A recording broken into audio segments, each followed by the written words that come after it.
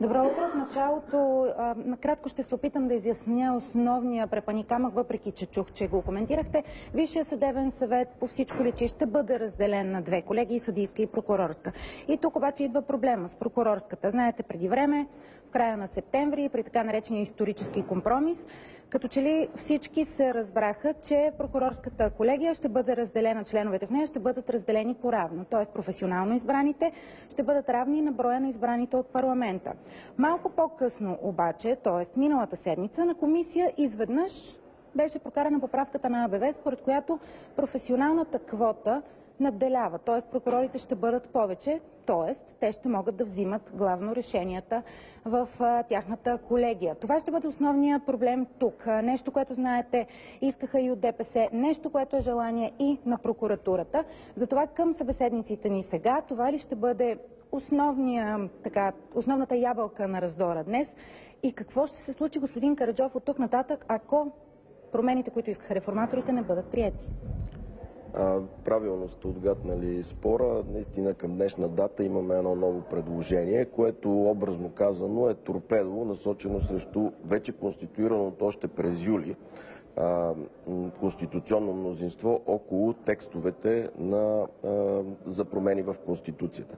Когато говорим за промена на Конституцията, трябва да обясним на всички, които ни гледат тази сутрин, че това е онази първа крачка, която трябва да постави подложката, фундамента, върху който ще изграждаме след това съдоустройствения закон и всички останали нормативни и поднормативни актове, с които тази реформа ще се случи. С други думи, ако продължа вашия въпрос, какво ще се случи днес? Днес има два шанса. Единия, към който аз склоня и съм оптимист, е, че все пак онези, които се подписаха през юли месец под проекта за изменение на Конституцията, който е известен в обществото като исторически компромис, днес отново ще препотвърдят и искрено се надявам, но голямата част от моите колеги в реформаторския блок са песимисти. Това неприемане на Конституцията в този договорен вече вариант, значи след юли месец не може да има нови преговори и нови разговори. Между почтенни политически сили може да има само отстояване на заявената воля. И ако това не се случи, мисля, че ще трябва да се задоволим вече с ролята на неуправляващи.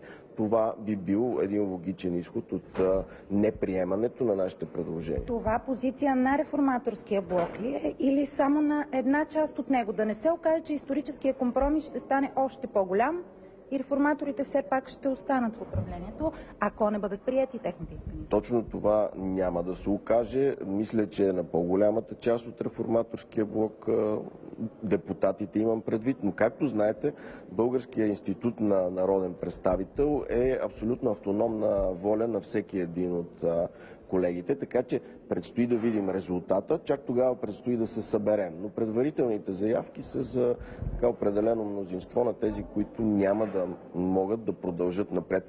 Ние още в началото преди година останахме неразбрани, когато и на вас, и на колегите казахме: ние сме дошли тук, за да вземем тези министерски постове или да се правиме на управленци. Ние идваме за конкретни реформи. И най-основната от тях е съдебната. Днес като не се случи, ние нямаме място в управлението. Само че, господин Караджов, твърде много компромиси се направиха, исторически или не, няма значение. Твърде много компромиси от страна на реформаторския блок. За това хората остават с впечатление, че властта е самоцел. Не, напротив, направените компромиси бяха за да се случи онзи екзистенц минимум от реформата в съдебната система, с който ние можем да се примирим. И това беше изговорено през юли месец. В този диалог влезе главният прокурор, влязаха върховни съдии, влязаха всички парламентарни групи. Знаете, на последно място се убеждавахме с ДПС. Те бяха носители на промяната АБВ в момента. Сега е намерен просто ново торпедо, което да разгроми създаденото вече конституционно мнозинство. Ако това мнозинство се е разпаднало и 43-я парламент няма да направи съдебната реформа, ние няма да участваме в така нареченото управленско мнозинство. Това е толкова просто и логично. Някакси и много управляващи и много опозиции, като че ли станаха в парламента, и все пак към основната опозиция, БСП, защо кажете, като че ли нямате особено отношение към тази съдебна реформа и днес какво ще бъде вашето поведение, вашето решение? Напротив, ние винаги сме имали принципно и последователно отношение и то е отрицателно. Отрицателно по принцип ли, извинявайте, че ви прекъсвам, защото трябва да сте опозиция? Към тази съдебна реформа, която се предложи от реформаторския блок преди всичко. Която беше променена, орязана. Така, за всички стана ясно, че така наречения исторически компромис всъщност е един голям пазарлък за това как да има влияние върху съдебната власт и всъщност този пазарлък в момента е изправен пред провал и вероятно той ще се провали. Дори и да се приемат тези решения днес, които се предлагат като конституционна промяна, те няма да доведат до подобряване работата на съдебната власт. И затова ние сме били винаги против точно тази реформа. Добре, надяваме се БСП да предложи някаква друга реформа, която също ще отразим. Но каква е тя, не знаем. Не в парламента и не в Народното събрание трябва да се решават въпросите с изменението на Конституцията през някакви преговори за някакво мнозинство и така нататък извън установената конституционна процедура. Напротив, точно